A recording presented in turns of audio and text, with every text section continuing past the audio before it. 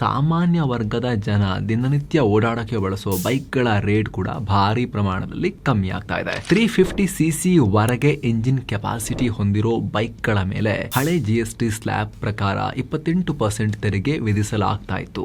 ಆದ್ರೀಗ ಅವುಗಳ ಮೇಲೆ 18% ಟ್ಯಾಕ್ಸ್ ಹಾಕೋದಾಗಿ ಕೇಂದ್ರ ಸರ್ಕಾರ ಘೋಷಿಸಿದೆ. ಹೀರೋ ಸ್ಪ್ಲೆಂಡರ್ ಪ್ಲಸ್ ಅದರ ಬೇಸ್ ಪ್ರೈಸ್ 61,000 ರೂಪಾಯಿ. ಆದ್ರೆ ಸದ್ಯ 28% ಟ್ಯಾಕ್ಸ್ ಇದೆ. ಅದೆಲ್ಲ ಸೇರಿದ್ರೆ ಬೈಕ್ ನ ಎಕ್ಸ್ ಶೋರೂಮ್ ಪ್ರೈಸ್ 79,121 ರೂಪಾಯಿ ಆಗುತ್ತೆ. ಆದ್ರೆ ಇನ್ನು ಮುಂದೆ 18% ಟ್ಯಾಕ್ಸ್ ಅಪ್ಲೈ ಆಗುತ್ತೆ. ಸೊ ಸೆಪ್ಟೆಂಬರ್ 22ರಿಂದ 72,939 ರೂಪಾಯಿ ಆಗುತ್ತೆ ಎಕ್ಸ್ ಶೋರೂಮ್. ಹೋಂಡಾ ಆಕ್ಟಿವಾ 81,045 ರೂಪಾಯಿ ಎಕ್ಸ್ ಶೋರೂಮ್ ಇದೆ. ಆದ್ರೆ ಇನ್ ಮುಂದೆ 74,713 ರೂಪಾಯಿಗೆ ಡೌನ್ ಆಗುತ್ತೆ. ಬಜಾಜ್ ಪಲ್ಸರ್ NS 160 ಇದರ ಬೆಲೆ ಈಗ 1,30,355 ರೂಪಾಯಿ ಎಕ್ಸ್ ಶೋರೂಮ್ 1,20,170 ರೂಪಾಯಿಗೆ ಡೌನ್ ಆಗುತ್ತೆ. ರಾಯಲ್ ಎನ್ಫೀಲ್ಡ್ 350 ಕ್ಲಾಸಿಕ್ ಬೈಕ್ ನ ಸದ್ಯದ ರೇಟ್ 1,97,000 ರೂಪಾಯಿ ಎಕ್ಸ್ ಶೋರೂಮ್ ಇದೆ. ಆದ್ರೆ ಇನ್ ಮುಂದೆ ಇದರ ದರ 1,81,000 ರೂಪಾಯಿಗೆ ಡೌನ್ ಆಗುತ್ತೆ. ಹೋಂಡಾ ಶೈನ್ ಅದರ ಬೆಲೆ 84,500 ರೂಪಾಯಿನಿಂದ 78,000 ರೂಪಾಯಿವರೆಗೆ ಕೆಳಗೆ ಬರುತ್ತೆ. ಬಜಾಜ್ ಪ್ಲಾಟಿನಾ ಇದು